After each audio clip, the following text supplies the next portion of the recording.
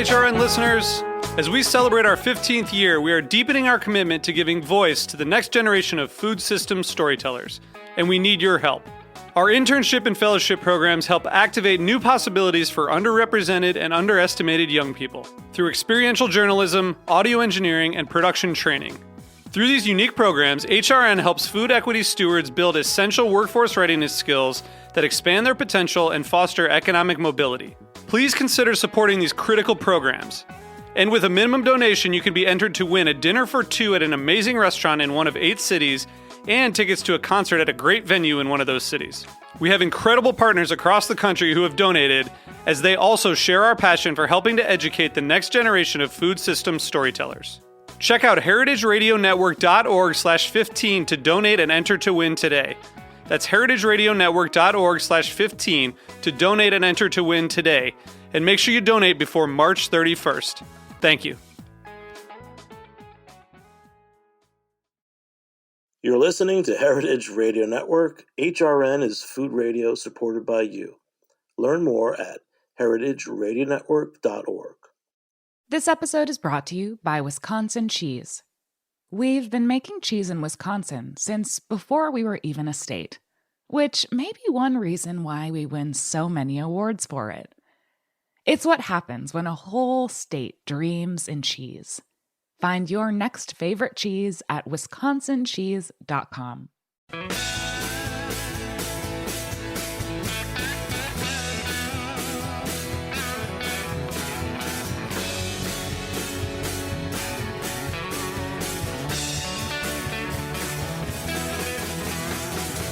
Hey, welcome to Beer Sessions Radio on Heritage Radio Network. I'm Jimmy Carboni. I'm the host, and it's a special night tonight. We are back in the studio at Roberta's Pizza.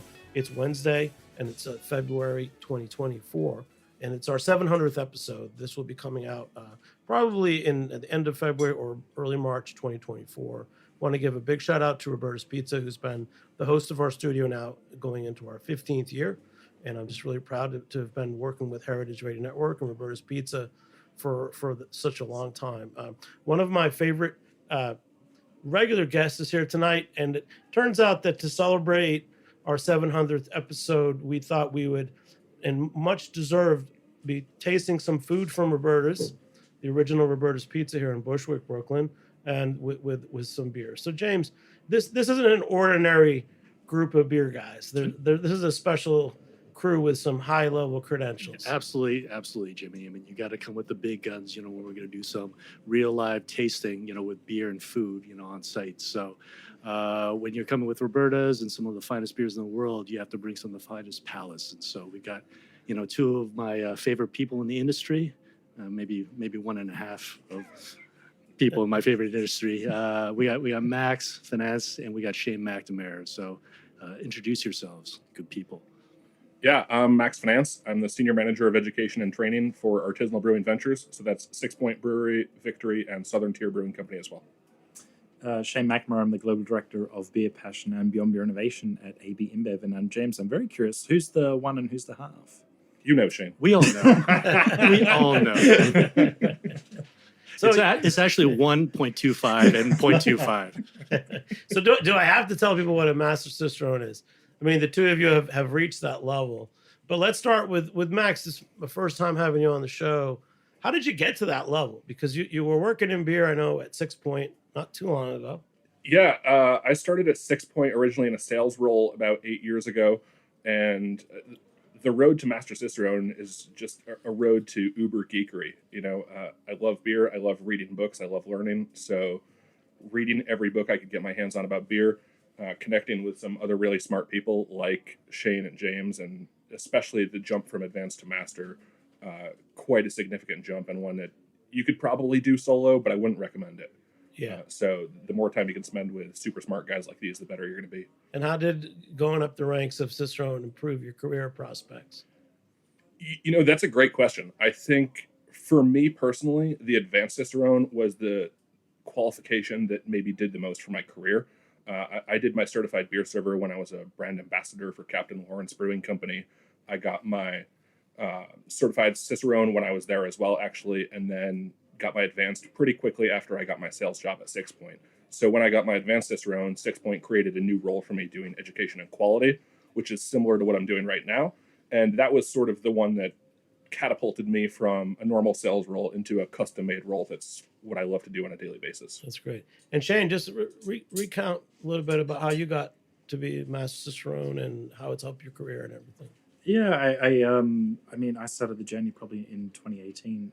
From recollection, I was working in brewing and distilling at the time, which is a lot of education for brewers and distillers. So more in the industry, focused internally, and then it's a little bit of, we had the beer academy at the time, in brewing and distilling. So I got into the beer sommelier side, and that was when the Cicerone organization was starting to spread its wings per se globally. Around that time is what I would say, between probably 2015, 2018. By 2018, kind of out, it was well established, a little bit more in other markets. And then I think anyone who takes this journey, probably James and Max can testify as well, as you're eternally interested in beer. So it's going on this education and learning journey. And so why wouldn't I find an interest in the organization and an interest in going on the Cicerone journey? And it's kind of that, hey, if I can, the more I learn and the more I'm interested in it, it's not study at that point. It's just, it's your hobby, is your passion. You kind of get to continue with that as well, which I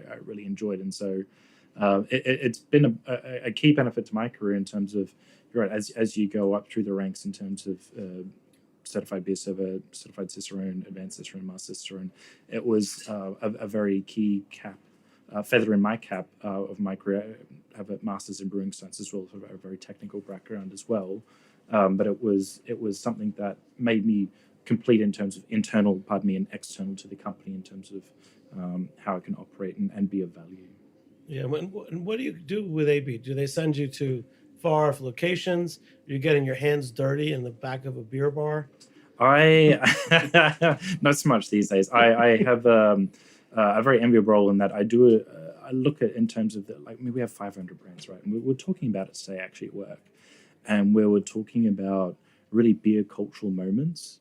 And sometimes it's translation of that. And the thing we're talking about today, as an example, is we're talking about the Stella Artois pour and what's the ritual within Belgium. Because you have, they have the way they pour the beer in terms of they'll have the sacrifice, so let the beer run out, then they'll put the glass under, they'll fill it up, there's an overspill, then they do the cut. And there's a little bit of an explanation behind that. But I come in at the moment is looking at what's the science behind that? Why do they let it spill out? Why do that in the first place? Why let the foam over pour over the glass and then cut it off? What does that do to the beer as well? And that's a whole podcast in and of itself. And so it's really explaining the rituals behind it. And does it make a taste impact? You bet it does. It'll lower the bitterness. It'll make it smoother, give a more sweeter perception to it. And so a lot of that is sometimes translating the technical aspects to the consumer, or understanding, well, if the consumer is telling me, they're saying, hey, this beer is smoother and less bitter, or the consumers, if we're doing, let's say, an insight study, they're saying this acidity level is just about right. What does that mean, and how can we make something fit that within a beer recipe? It's a little bit of that as well. So it's translation both ways, which is a really fun role. So it's pretty great. I'm sure you are everything beer, and it's amazing. So to bring us into a little focus today, James, we were talking about coming to Roberta's on the 700th episode. Yep. And tasting a few items from the menu.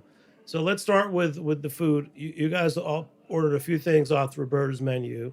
So each of you picked a dish. What did you order, James? Yeah. Well, I went with the Induja, which is essentially, it's like a Calabrian, South Italian, kind of like a pork spread of sorts, like a really spicy, uses a really fiery Calabrian I think it's chili. fermented sausage too. Yeah. So you get a little bit of funk there, and it's going to be really interesting. I think we have some beers here that might work. I mean, this is going to just be a fun real-time exercise, and we're all just going to taste together and see what we get. What beer do you think will go with this?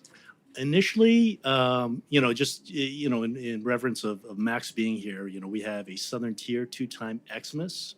And Max, why don't you tell us a little bit about this beer? Two Xmas is our preferred pronunciation, just for the record. Oh. But so this is basically a dark strong ale that we've added all of the typical sort of holiday winter spices to, right? It gets fig paste, it gets orange peels, cardamom, which maybe is a little bit less typical, and then cinnamon and clove and nutmeg as well. So a really nice sort of inspired by a Glühwein, a spiced mulled wine from Europe, but applied to a dark strong beer. So this pumpkin for Christmas? Yeah. Yeah, pumpkin for Christmas, for sure. That's cool. And what did you pick for food? So the dish that I pulled off the menu is a roasted cauliflower with lemon zest. And I thought that would have some really nice smoky notes to it, a heavy char, some real roast characteristics. One of the beers that James brought is a smoked Helles from Schilling. So that might end up being a little bit on the nose for a pairing, but I thought it might also work really nicely. Nice light beer with a lighter sort of protein substitute, right? Sometimes cauliflower gets a bad name as a steak substitute for vegans, but I think it's more than that too. And Shane, what's another dish that we ordered?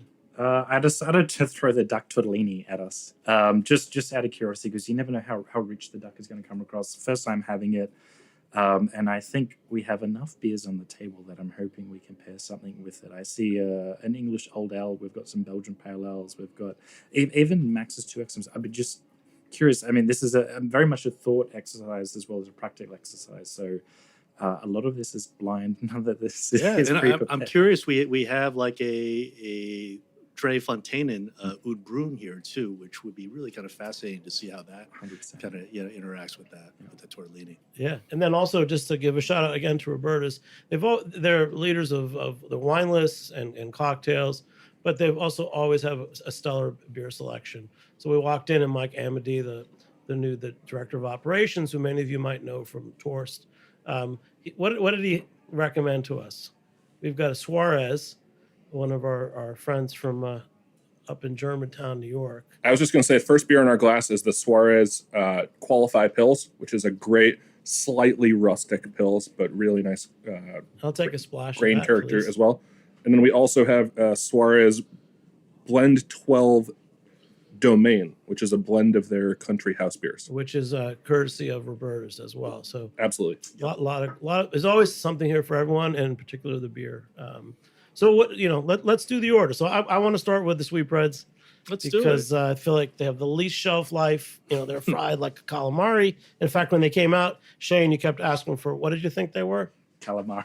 They look like calamari. I swear I heard it, and then Perhaps it's my first time having in them, the makeup of the meat, it might be the same type of tissue. It's sweetbreads and calamari. They might be related in the evolutionary chain. I'm not sure. Well, we were talking off air about the industry. It was interesting to see, like sequentially, like what do you start with? Do you start with the food? Do you start with the beer when it comes to like a pairing, or like even if your head, then I throw this question out to everybody at the table. Like what's your philosophy, in terms of pairing beer and food? Where are you coming from? Is it very scientific? Is it more artistic, or are you coming from a specific place? When you're approaching this endeavor. For me, I think food pairing, as a general rule, tends to be more artistic, less scientific. And in my experience, I think there's just as many misses as there are home runs, right? And that's why I think it's absolutely necessary to try all these things. I would never design a food pairing menu for customers without tasting it first. I think it's a good way to set yourself up for failure. So some of the pairings we tried tonight might not work at all, but hopefully we'll get some home runs as well. Let's taste the sweetbreads and what do you taste? And I guess each of you should pick a beer to taste with it, since we have so many beers. I taste salt. If I get to pick first, I'm going to stick with this Qualify Pils, because I think this is a pretty nice pairing right off the bat for this sweetbread. Right, the sweetbread is, like you said, salty. You obviously get that batter, bready character coming through here. Sweetbreads they bring a little bit of an earthiness to the table, but it's a fairly mild flavor profile. I think a lot of the beers we have in front of us are going to be too intense for this to pair very well. But even a little bit of lemon zest characteristic coming through from this Pilsner, and a little bit of grassiness, and I think that works well with the sweetbreads. I'm going to shout out for Roberta's. The sweetbreads are delicious. They've got like a fritto misto kind of. There's a really great batter on it. Well, and just like salt at the end, James. Yep. Yeah, absolutely. And that's the thing about sweetbreads. It's typically you really don't know what you're going to get. And that Max had a great point. You know, you have to taste through first. You know, especially if you're working, you know, from the food side. I was expecting this particular dish to be a little bit heavier. You know, a little bit more meaty, more creamy across the palate. And you're not really getting that. It's very light. You know, it's a shade. It's almost calamari like. You know, in terms of like the way it expresses itself. So I originally was going to go with the Old Peculiar, which is an old ale, because it's got a little bit of dried fruit notes, some caramel, a little bit of toffee notes to it. I don't know if it's honeycomb or bonfire. And I thought it would play like, you know, a nice little balance in terms of like mouthfeel and counterpart in terms of intensity. But now I'm going back, and I think, you know, Max is probably like, you know, going on the right vector here. You know, it's kind of keeping it light with the beer pairing. And what is the beer pairing? We did the Suarez, but now we're on to something new. What's the next pour? So the can that Shane just opened for us is the Schilling Brewing. It's called Glemon, and this is their smoked Helles. Schilling up in Littleton, New Hampshire. Really great lager specialists up there. Shane? It's an interesting one because when I was looking through the beer list, I actually had a similar thought train as James in terms of Old Peculiar, Old Owl. We have like a Belgian parallel, but the smoked Helles is a really good curveball. And you got to think about these kind of beers, particularly in smoked Helles. They're not. Most people, when they have a smoked beer, they're thinking of the Schlenker smoked Marzen, and that is overtly on top smoke. You drink it, the smoke, you exhale the smoke. With a lot of the Helles, and when they're really well done, it's not too intense on the aroma. It's all retronasal. So you sip the beer and you go, there's the smoke. And I was a bit worried when I initially smelled it. I was like, oh, crap, where's the smoke? Yeah. And then you're having like, okay. And to your point before is actually when you're setting up the pairing, if you don't taste the food first, and then if you don't drink the beer first, you'll never know what they're going to be like together. So you have to set yourself up for success in terms of try them individually and then see what they're like together. A lot of people want to go straight into it, but if you don't get that first bite of food, if you don't get that first sip of the beer, you're not going to know what 1 + 1 is, right? You've already got the combination there, so you don't know what they're like separate and whether it actually works. This one actually, I think it's a really good pairing, because when you exhale, there's like a smoky nature that comes back to it because it's such a simple palate. You're right, it's not a complex food pairing. So, okay, if it's salty, something a little bit bitter is going to balance out quite well. And we were sipping on the Pilsner while we're having that. So it's like, okay, you've got high sweetness, high bitterness. It's going to balance each other out generally.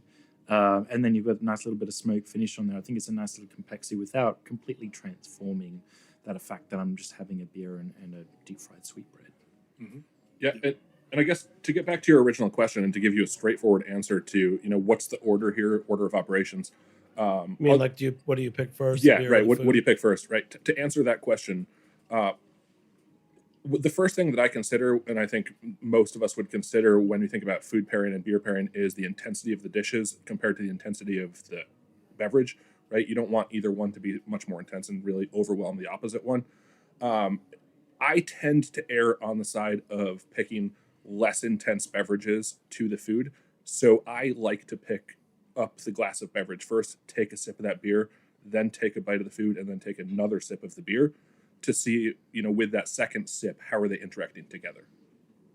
What is when people are trying to put together a food and drink pairing, because there's all combinations, and sometimes I'll use a wine or a cider instead of a beer. I don't have the words, but I know that you guys do. So, example from last week, I was at a Scotch dinner, a Robbie Burns dinner, and they started us off with oyster, and we slurped the oyster, and we poured some 12-year-old Scotch, not smoky, in the shell and drank it. And there was a brininess, and as I was talking to some of the people I was sitting with, I said, it's not that unusual. It's almost like putting olive juice in a martini. So that's how I related to the experience of drinking from an oyster shell with some oyster juice in it. How do you break that down? Like that those type of tastes, or is it contrasts What are good terms to decide? Same thing as olive in a martini, pickle juice in a drink. I mean, from my perspective, like I really want to champion the actual components of every single dish and how it'll react with the food. So with the oyster example here, I almost want to take a step back. It's like, well, tell me what species of oyster you're using. Are you using Gygus, which has a little bit more of that, what we expect with Wellfleet, with Blue Point, it's got that salinity, a little bit of that brininess, or is it more like I'm sorry, Gygus would be the West Coast. Virginica, which has that, Gygus would have a little bit more of those melon cucumber notes to it, which doesn't really work well with like a whiskey with the single malt. So, I think it's a missed opportunity when you talk about a beer and food pairing and you leave it very superficial in Too terms broad. of how yeah. And so like, I always kind of want to press like, well, what type, where's this coming from? Like how does this compare to, like a Welsher, versus like a Kooraburra pork, like how does that look? So, that's where I come from. And that's what I like to talk about. That's a good point. I think that's James's true technical passion is actually oysters. I love oysters, Yes. without question. I Yes. didn't know and love oysters until I met James. Really, I mean, I had the odd one, and then coming to the US in general, like the different going through the different species, East Coast, West Coast, and looking around the world, and brininess versus fresh, and the size of them. I think it's good. Now I finally get to be the technical person. And when we talk to Jimmy's question on what happens when you put, an oily component in with high alcohol, for me, I'd take a step back and I think a dirty martini is actually a really good example because you have, let's say if you do a vodka-based one, you have high ethanol content, a high amount of burn there. But when you start putting in fats and oils, pardon me, which would come from an olive brine, you're taking off those hot burning notes of it, and so as the drink itself, you're making it more complete. So yeah, if I'm thinking about it from a beer perspective as well as saying, hey, what oil components and what fatty components are coming from that dish, and what are some of the harsher notes that I can kind of knock off actually with that into the beer. So if it's, let's say it's a high ABV beer, let's say it's a really bitter beer, if I have a high fat or high oil content beer, you can marry them out together, and it's more extrapolated when it comes to a dirty martini. But that's a great example, and oysters is a really interesting component because you have the different types of oysters, then you have the stuff you might put on top. Yeah, and in this case, the different types of whiskeys too. You're talking about lowland, which is going to taste a lot different from Isla. So it's about being a lot more conscientious between these pairings. Yeah, and to both of the points that they were just raising, I think that a lot of people out there have maybe been to a wine pairing dinner, been to a beer pairing dinner, and they've left there sort of unimpressed or at least just not blown away. Because I think the general approach to pairing that we take, especially in this country, is broad strokes and broad rules, right? Red wine for red meat, white wine for fish and chicken. And in my mind, that sets you up for just a massive disappointment, or at least an underwhelming experience. I think maybe your average consumer doesn't need to go as deep with their oyster varieties as James would, although I love that about James. Absolutely. I truly love it about James. But the example that I always like to use is, I can't give you a beer pairing for a burger because a burger is not a singular experience, right? If we change the bread or the protein or the sauces or the accoutrement on the burger, that's going to change the whole meal in such a way. Provenance of the meat. Right. We might change oil it it's cooked in, without even talking about the species of pig or the heritage breed of pig that James wants to bring into the conversation. A pork burger versus a turkey burger versus a beef burger are going to be three different beers that I would bring to the table to suggest. Can I build on that? And here's a slight provocation into that is... These guys are smiling, just so you know. They never get to talk about this stuff. When it's right, and then you're talking about broad strokes in this, in this area, and then it's like, well, how broad is the stroke? And so I'm building into this point is you're talking about different burgers and then different condiments on top. And if we think in this space is, you have a whole beer style area, right? One of the criticisms in this area is actually beer styles is too broad of a stroke. You should actually be doing it down to the brand or recommendation like that. How do you close that bridge between pragmatics and actually, yeah, here's the most amazing beer pairing ever. And yes, because I know the structure of the beer, I've got the recipe, I've got the ingredients, I've tasted before, and I've made the dish perfectly for that. Yes, that is in an enclosed space the perfect way to do it, but that's not how the real world works. How do you close the gap between the truism of like, yeah, down to the individual beer to the style? Yep, absolutely. What did you pour, Max? Now we're going to keep going through this. We have a lot of beers here, more beers than courses. And then James, what dish should we taste next? Because I was thinking of the food progression. We started with we did the sweetbreads first because they're more like a Freddo Misto. It wasn't offal. It wasn't. There was no like innards flavors. That's what you were probably thinking. Right. Really. This clean. is super fresh and clean sweetbreads and little pieces, just like a Freddo Misto. Want it hot. So next, what food would you have next without the beer? Without the beer, seeing what's on our table right now, I would probably go with the cauliflower. To be honest with you, in terms of kind of building that intensity. I know, speaking from the Cicerones school, you're when you're kind of building a beer dinner, it's all about intensity, like increasing. And so I think the cauliflower would be the one. So we'll try that. And then what did you pour, Max? And we just poured the Theakston Old Peculiar, which is another one of the beers that James brought. I'll let him give us a quick intro to this beer. Yeah, no. Oh, you're talking about like a beer from the British style. Essentially, flavor-wise, you're going to get notes, again, like of a little bit of chocolate. There might be some light caramel that's going on there. Maybe some not as fatty nuts that are in this. A lot of dried fruit as well. You're going to get like, these notes of almost like fruitcake, that's going on. And because the beer is older, it's a little bit more oxidized. So it might express some fortified wine notes, like some sherry or Madeira. And so this was my original, like, before tasting the sweetbreads, I thought that I might go in the direction of the Theakston. No, I'm just eating the cauliflower. Oh, it's delicious. So what is it? The description of the cauliflower is, what is it? Yeah, it's pretty much like a smoked cauliflower. Let's see, what do we have? A little bit of bagna cauda and lemon zest there. Like anchovy paste. And, Yep. Oh yeah. The other day I cooked a steak. It was a really good dry aged beef steak from Brunson Meats, Chef Justin Brunson in Colorado, and you guys might know this guy Ben Middlemess. He's a brewer and teacher in New Zealand. And we were talking about what beer to pair, and I just said, brown ale or something like this. A lot of savory food. Talking about styles of beer, like it was great to start with the fried sweetbreads with the Pilsner, but this is a beer. We talk about what kind of beers to drink when you're eating. Right. This is the kind of beer I want to drink when I'm eating. Now, help me qualify that for our listeners. What am I trying to say, Max?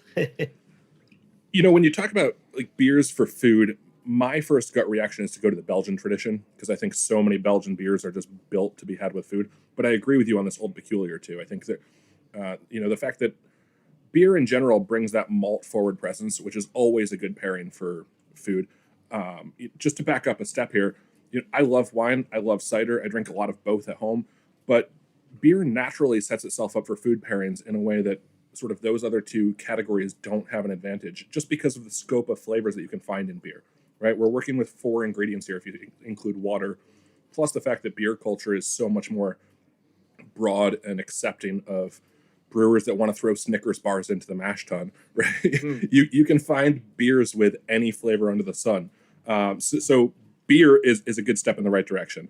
And then this beer in particular, right? It's that rich, I think that, Maillard and caramelization flavors from the malt, those dark fruit flavors coming forward from both fermentation and from your malt bill.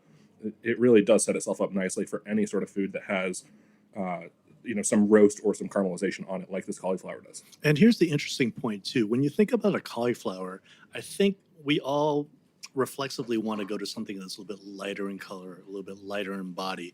But actually tasting through this, and this is one of the big things about beer and food pairing, you got to try it. You got to try different things. I think it works fairly well with this cauliflower because it's got a dryness to it, and again, obviously with the oxidation, a little bit of those like fortified wine notes to it. But you have to think about the Maillard reactions that are happening with the cauliflower, and so it can stand up to a little bit more heft. When you're talking about a beer pairing. So I guess the takeaway is like, don't be afraid to, don't color coordinate every single time when you're having like a beer and food pairing. You know, don't be afraid to kind of like switch things up a little bit, because you never know what's going to happen. And I do feel, with even just researching the show tonight, not to diss anyone, but I feel like most of the beer industry breweries, when they have suggested recipes or beer and food pairing, are very basic. But I also feel like a lot of the food misses the mark. It's like dated. Does it have to be a braised shortbread? You know, I'm not short. Does it have to be a braised short rib? Does it have to be a pork dish? Like having we had braised sweetbreads, which was basically a fritto misto. I keep saying that, a little Italian fried treats, and then this cauliflower with bagna cotta and smoked. I mean, this is how people eat now. Yep. You know, and I don't really think there's anyone else out there talking about pairings with the way we eat now. I think that's a great prompt to the industry in terms of, it's like, to extrapolate it, it's like trying to pair a beer with a prawn cocktail. Like the 70s. Yeah, right. And it's true. We're still stuck on a lot of these, what you would say is a classic combination, but the classics now, they're not what people are eating by and large. And I think it's a little bit of self-realization. It's like, okay, the prawn cocktail era is gone. We know that. And so... Right, and if I'm going to have a burger at a brewery, I'm going to drink the beer I want. I'm not really going to care. I'm not looking for the pairing. But something like this, I mean, talk more about the flavors on this cauliflower. So it's slightly smoked. It's not raw, but it's firm. But that sauce, no, it's bagna cotta. That's like an anchovy paste sauce. But it's not, doesn't taste anchovies. Right. What it's doing, it's lending like, you know, a heft of umami into the dish. So you get like, you know, a really, there's a depth of flavor, you know, in this cauliflower that you wouldn't get otherwise with it. And so again, getting back to why it works fairly well with the Theakston's is because it's able to kind of withstand, you know, a lot of those Maillard reactions and those Maillard notes that are coming from the beer. What's the best beer and food pairing dinner you've ever been to? And I know you've each had one. There's got to be one. I remember from my early days in the industry when I went to a really good wine dinner by a great rep, and it had, you know, some classic French wines, and there were a lot of typical pairings, but it seems that the wine industry had been practicing these for 50 or 100 years. So of course we had sweetbreads. Of course we had a rich meat dish with a sauce. Of course there was a typical dessert, but it was brilliant, you know, and I got it. But I haven't really had that with beer. And I've been to a lot of beer and food dinners. Right. You know, for me, and this is where you kind of look at like a beer dinner and you say to yourself, well, what's the star of the show? And so this is kind of counterintuitive, but I probably about 10 years ago, and Jimmy, you were there too. This was at the Ginger Men, you know, on 36, you know, like RIP, you know, a great place back in the day. But if you recall, Patrick Roux, you know, formerly of the brewery, you know, he had a beer and cheese pairing event. And it's typically when you talk about beer and food, you know, like food kind of takes over, but the cheese is really very static, you know, when you're talking about something like that. And so you really need the beer to kind of like take over and to kind of to be the star of the show. And it really did that in spades. And I think that was a very memorable moment. And I think back to that a lot. Shane? It's an interesting you call out Patrick Roux. I was going to say I've been lucky to go to quite a few, but one that rings the bell is in 2016, so quite a while ago. It was actually in Paris, and I was I'd actually finished my previous role and looking to start a brew pub in Paris with a friend of mine that was there, who's still there and does a lot of beer work in Paris at the moment. And it was a dinner with Morella Amato. Funnily enough, and it was they had another Master Cicerone, who as is Patrick, Patrick Roux, and so I think the early thoughtfulness at the time and going to that dinner, and I actually went to another beer dinner in that time, in 2016, but just so thoughtful, such an execution when the brewer goes in and works with the chef. And I think we talked about this in the last podcast, actually. When you go and do a beer dinner and you sit down with a chef and you build up and you iterate over the process, you could tell that was done for that dinner, and it's something that sticks with me to this day. Do you remember either the food or the pairings Zero. that you had? It was just a good dinner. Yeah, and I was sort of gonna go to that last point first. There's two dinners that stick out for me. Neither of them do I specifically remember any of the pairings in particular. I couldn't tell you what beers or what dishes we had. I guess the sad thing is that, you know, for a long stretch here in the beer world, beer dinners were seen as a way to drive customers through the door, to the point that chefs and bar managers didn't pay as much attention to how well they would be executed. So many chefs out there just wanted to hand you a menu and say, well, pick 4 beers and pair them to this menu. We're not going to change things. We're not going to adapt the menu to meet the beers. This is what we're cooking, like it or not, right? But one of the ones that, at least for my career, maybe had the biggest single influence was back when I was bartending at a family Irish pub. I went to a Green Flash beer dinner up in Connecticut, sort of on a whim. The wholesaler had told me about it. And I walked in, and it was run by Green Flash's director of beer education, who at the time was Dave Adams, advanced Cicerone. I haven't talked to him in years. I have no idea if he's even still in the industry. But up until that moment, I didn't even realize that director of beer education could be a possible title. So yes, I remember it being a great beer dinner. I remember the pairings being, sort of eye-opening. But for me, career-wise, that was also like, holy cow, I can make a career out of teaching people about beer. This guy has my dream job that I didn't even know about. Wow. Hey, we're going to take a short break. We'll be back in a few minutes on Beer Sessions Radio. This episode is brought to you by Wisconsin Cheese. There's a reason when you think of Wisconsin, you think cheese. Cheese is a huge part of Wisconsin's history and future. In Wisconsin, the state of cheese, the tradition of cheese-making excellence began 180 years ago, before Wisconsin was recognized as a state. Immigrants traveled to settle in this lush green hills of Wisconsin, bringing their cheese-making traditions with them. These storied skills, combined with the freshest milk available, created a cheese-making culture that is uniquely Wisconsin. Wisconsin's 1,200 cheesemakers, many of whom are 3rd and 4th generation, continue to pass on old world traditions while adopting modern innovations in cheese-making craftsmanship. Find your next favorite cheese at wisconsincheese.com. Hey, welcome back to Beer Sessions Radio on Heritage Radio Network. It's our 15th year, and congratulations, the 15th anniversary of Heritage Radio Network. It's coming up now in 2024. Big shout out. It's also our 700th episode. And of course, we're recording in the mothership, the studio at Roberta's Pizza at the original location in Bushwick, Brooklyn. So thanks so much to Roberta's for all their support for 15 years. And we're tasting some of the foods from the menu with some Master Cicerones and some beer. So take it away, guys. Shane, Max, and James. And I want to we were talking about, noted beer dinners you've been to. I was really lucky, again, about 10 years ago, B United Imports had brought over in one year 2 different brewery chefs to do focused beer dinners. And these were German breweries from Bamberg. There was Schlenkerler was one of them. And I remember they worked it out in advance with the chef, a very simple menu that went with their beers. And there was another one with Schneiderweiss. And they were more just traditional pairings and food items from the brewery itself. And that must be cool to be, if you're a brewery with food, but with a dedicated food program. I mean, you would hope that the pairings go well together, right, Shane?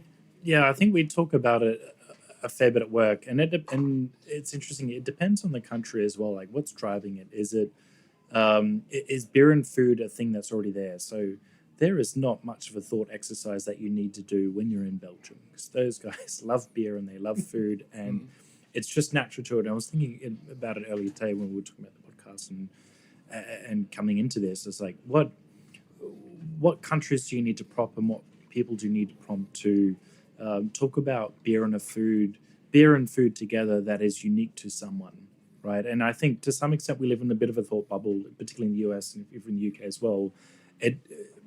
If you're in this bubble, you may say, hey, how does someone not know about beer and food? How doesn't all this range? And yet, the more you travel and the more you speak, and the wider your net becomes, there is a bunch of people that go, I never thought of beer and food like this. And it's still flabbergasting me. Even today in 2024, that response is still as valid and still as widespread as ever to some extent. So I'd be curious, Max, this is very much in your space, and you're in a lot of those on-premises. What's your experience in there? Well, let's talk about what we have now. So we have a duck tortellini, and we just tried some the duck Belgian beer. Duck tortellini just showed up. I just took a bite of that. Absolutely fantastic from Roberta's.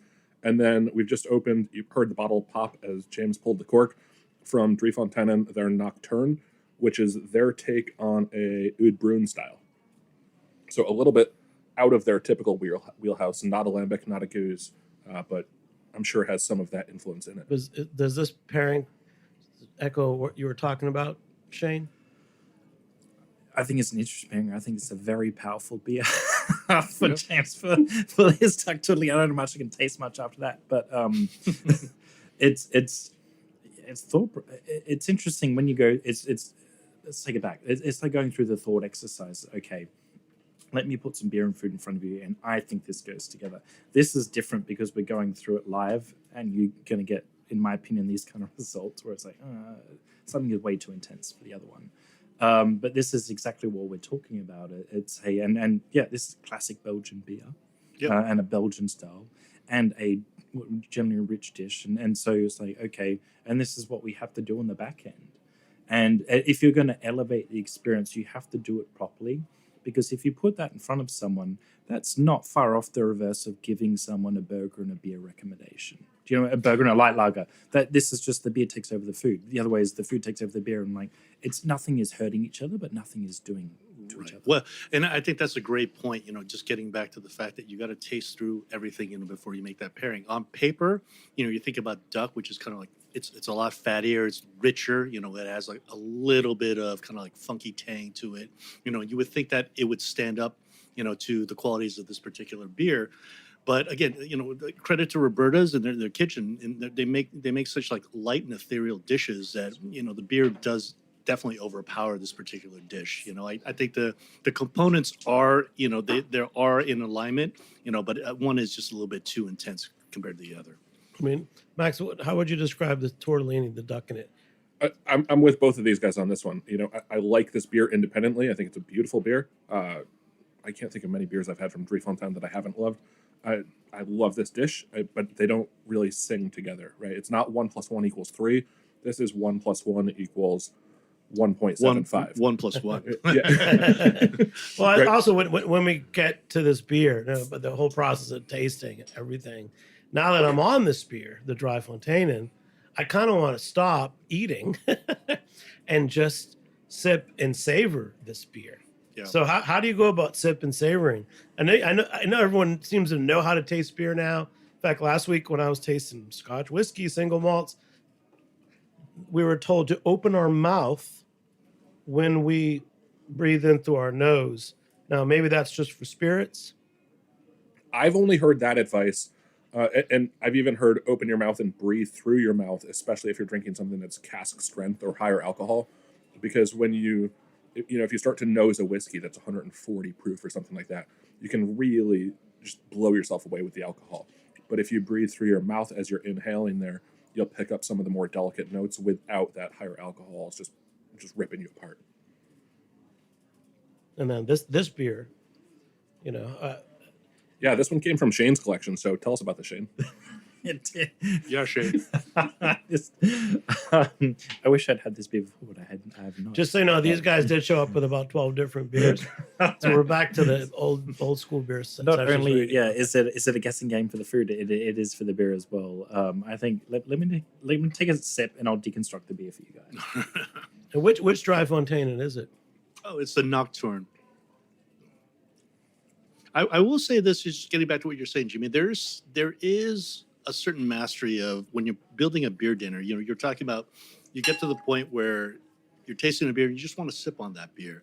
I mean, like a really good, I guess, beer dinner organizer is able to kind of like sense, all right, well, this is the time in the evening where things kind of slow down, and you may pair a beer, or you might just have like a, whatever you call it, like a digestive kind of course, where you're just sipping and savoring. So there is kind of like this conductor aspect of building a beer dinner, which I think goes overlooked a lot. It's underappreciated, if you're asking me. Yeah, and on that note, I think if you really want to be a good conductor and have a chef that's on board, you have to play that to the audience sort of in the moment as well. Thinking back to a beer dinner I did a couple of months ago with our executive chef. ABV is headquartered down in Charlotte, North Carolina, so I was down in Charlotte for this. And this is a chef who is intimately familiar with all the beers in our portfolio, so that's a real leg up right off the bat. But then we had this seated VIP beer dinner, and it was built out to be a 7-course event, and we expected it to take 2.5 to 3 hours. And these guys were hungry. They sat down and they ripped through the first 4 courses in 20 minutes. I mean, thank goodness that our service staff and our kitchen was on top of it, because these courses came out 1, 2, 3, 4. And it wasn't until, slightly after the 4th course that people actually started to slow down, and we read the room and we said, Sounds like a successful meal. They all loved it, but it was definitely required a little bit more orchestration and conductoring, and saying, okay, now they're slowing down. Now we can sort of rein it in and let them appreciate the pairings a little bit more than they did for the first ones. Yeah, absolutely, great point. Just a question, James. We've put a new beer in front of you. How do you think this one compares to the previous pairing? We put a what beer in front of us? The Vuitton. The Vuitton. Vuitton. Yeah. So this is a Belgian pale ale, if you're asking me. It's Shane brought this, and I think as it drinks compared to other commercial examples, within this style, it's a little bit drier. I think we talked about this before, and because of that, you're able to kind of let the duck kind of sing a little bit more. But I think the ancillary components, they're not quite. They're not as friendly as I would say the Dre Fontainen. So what we have here is like it's kind of like an exercise in 2 different things. The first one is intensity, and this one is actually. And James, what is this style? Is it like a golden ale? No, I would consider like probably a Belgian pale ale. Belgian Shane, pale you ale, agree? yeah. And this one sits at 4.5%. So if you think of the other ones in this space, which is probably Deconic and Palm as well. Yeah. Palmer, Pal Special, Bruges Zot. They all tend to sit a little bit higher. So I think they're 5 plus. Right. This is in the 4.5% range. So I was curious to see how this would stand up, knowing that it's our ABV. It's a little bit more bitterness, particularly compared to like the style we just had. Yeah. But it's an interesting exercise to go through.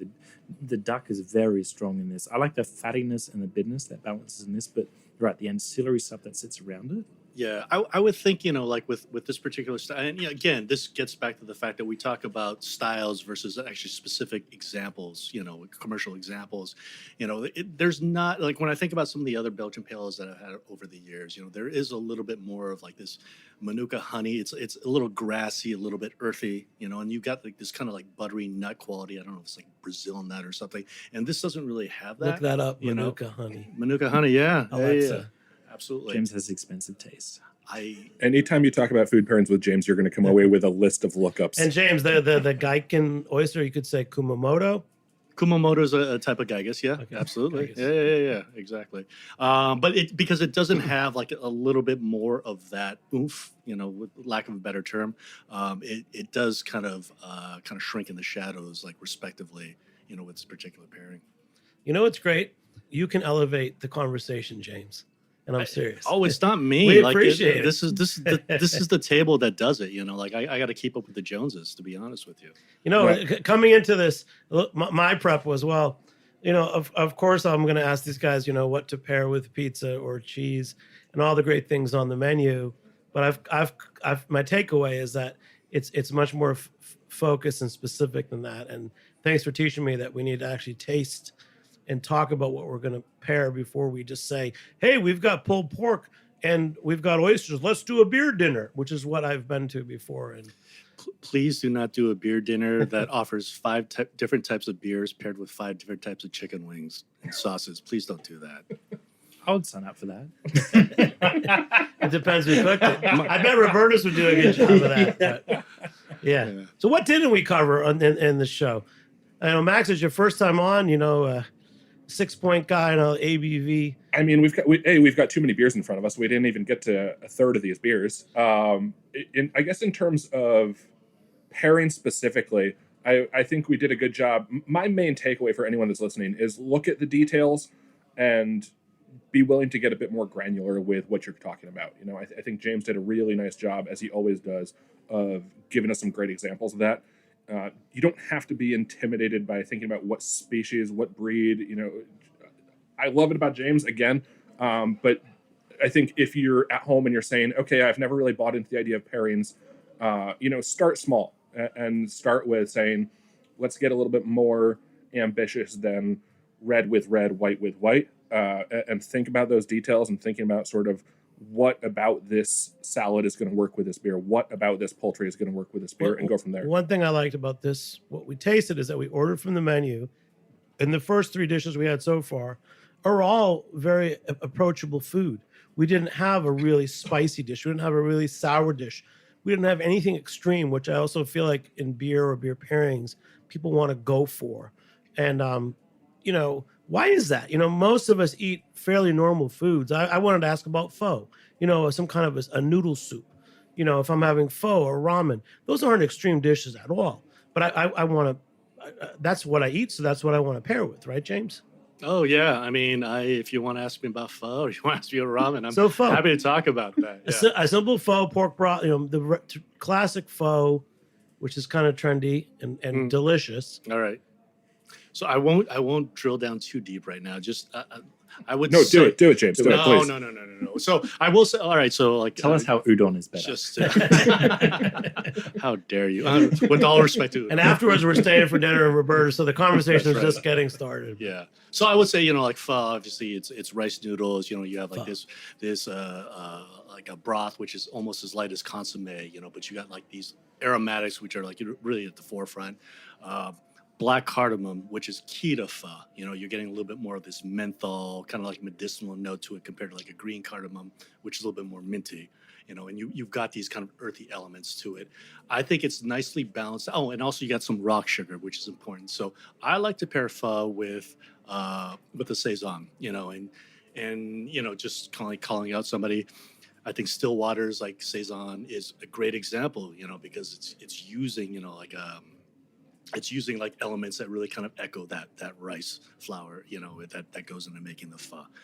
You've got these peppery notes with the actual broth, which aligns with the clove in that saison.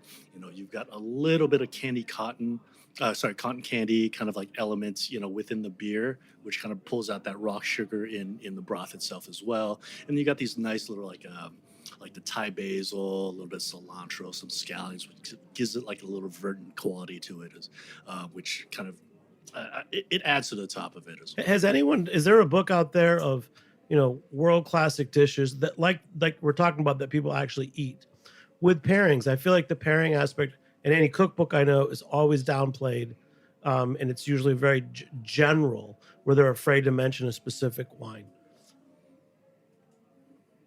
Boys. I mean, there are a couple of, I don't know, specific pairings, like in terms of this. I mean, there are, but not like. Well, how about this? In your training in advanced Cicerone, master Cicerone, I know you read a lot of books, and so many of them, even when I look up Cicerone online, it's talking about how beer should pour and a lot of the basics. But at this level we're talking about, is there any resource guide that really talks about specific foods, like, from around the world and what you would pair with them? The 2 books that always come to mind for me when I'm thinking about food pairing are the classic, Garrett Oliver's Brewmaster's Table, which I don't think it's fair to call that book a resource, right? It's sort of half memoir, half food pairing suggestions. And it's enjoyable. I mean, it's delicious. So romantic. Stilton with what? Stilton with either barley wine or an imperial IPA. Thank you. I've probably used that. That's example, the only one I can ever remember. Thank you, Garrett Oliver. Yeah, I mean, he's a master at food pairing, obviously, and that book is written in such a romantic way that it's enjoyable to read, not just a resource.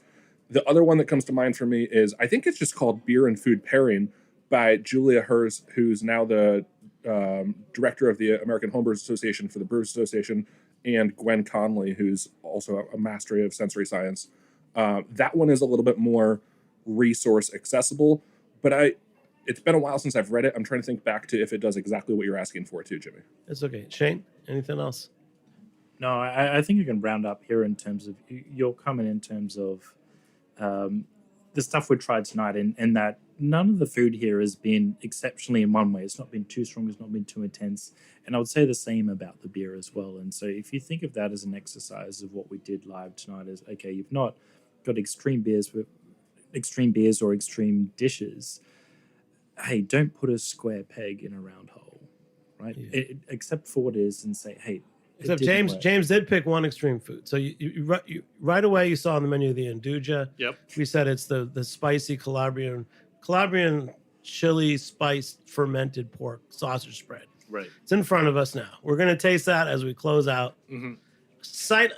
Without tasting it, what beer should go with this? Well, I think we talked earlier about the Southern Tier, and I think let's give that a go, and let's see. There's going to be certain things that on paper may not necessarily work, but let's find out, because I guess that's the takeaway that I want to present to everybody is you never know until you try. Give it a shot, because there's certain ancillary, there's certain tertiary kind of elements there that you never know, if it's going to work well or not. And the way Roberta's, it's on the menu, it's fire and ice. You got the Induja, which I remember 15 years ago, 20 years ago was the hottest thing. And it in terms of being something new and different for a chef to spice up their plate. That's next to the stracciatella, which is like a fresh mozzarella type cheese that they make here. And with their bread, Roberta's makes their own bread. So to me, this is the classic. Come to Roberta's, get the fire and ice, stracciatella cheese, spicy Induja pork spread, and the bread. And I don't think we're going to be able to say anything after this, do we? What about you, Max? This is the first time on. You're a legend already. I mean, I'm just happy to be here. This has been a great time. I really appreciate the invite, and I'm happy to come back whenever. Thanks, man. Really appreciate it. And I love that you worked your way up in the industry.